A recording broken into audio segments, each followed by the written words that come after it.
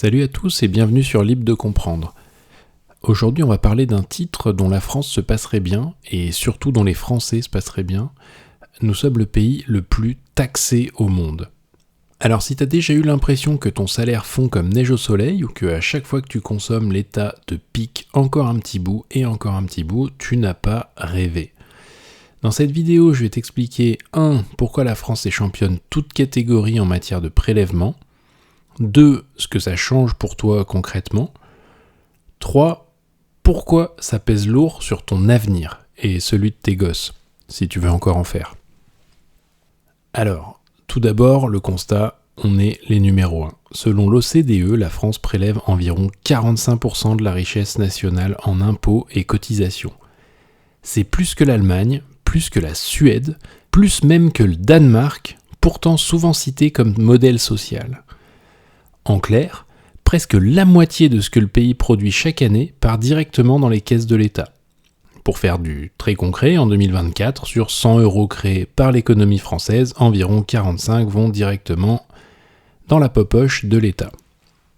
Dans beaucoup de pays comparables, c'est plutôt 35-38 € sur 100 €.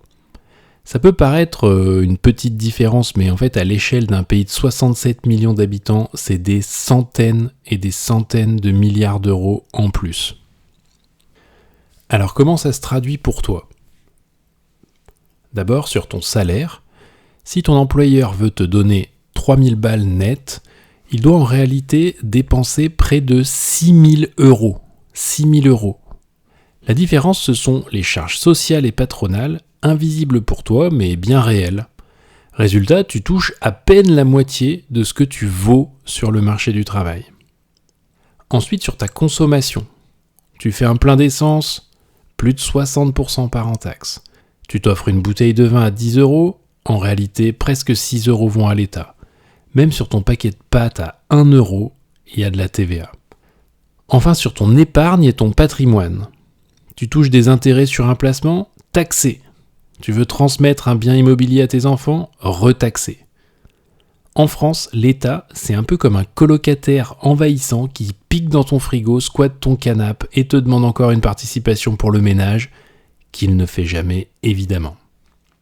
Alors, troisième partie, où va cet argent ?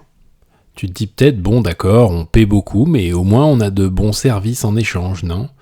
Eh ben, pas vraiment. La dépense publique française, c'est plus de 1500 milliards d'euros par an. Pourtant, nos hôpitaux sont en crise, nos écoles sont tout en bas dans les classements de l'OCDE, nos routes se dégradent. On a l'impression que plus on met d'argent, moins ça marche. C'est un peu comme si tu remplissais un seau percé, plus tu verses, plus ça fuit. Alors les conséquences. Du coup, quelles sont les conséquences de cette pression fiscale ? Alors elle a 3 effets très concrets. Tout d'abord, moins de liberté individuelle. Chaque fois que tu gagnes, dépenses ou épargnes, tu dépends du bon vouloir de l'État. Ensuite, il y a moins de compétitivité. Beaucoup d'entrepreneurs partent créer ailleurs, là où on ne leur prend pas 50% de ce qu'ils gagnent. Ou alors, s'ils ne peuvent pas et qu'ils restent en France, ils abandonnent.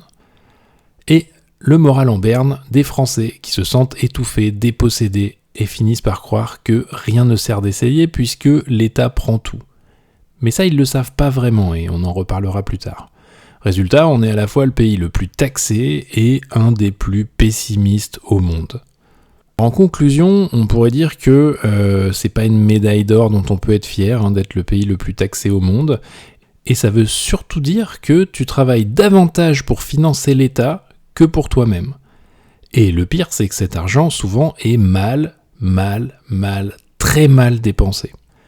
La bonne nouvelle, c'est qu'il reste encore des petites marges de liberté, des choix que tu peux faire toi, individuellement, pour reprendre le contrôle.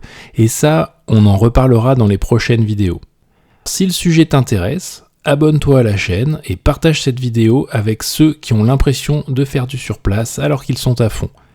À bientôt, et surtout garde bien en tête, ton argent, c'est aussi ta liberté.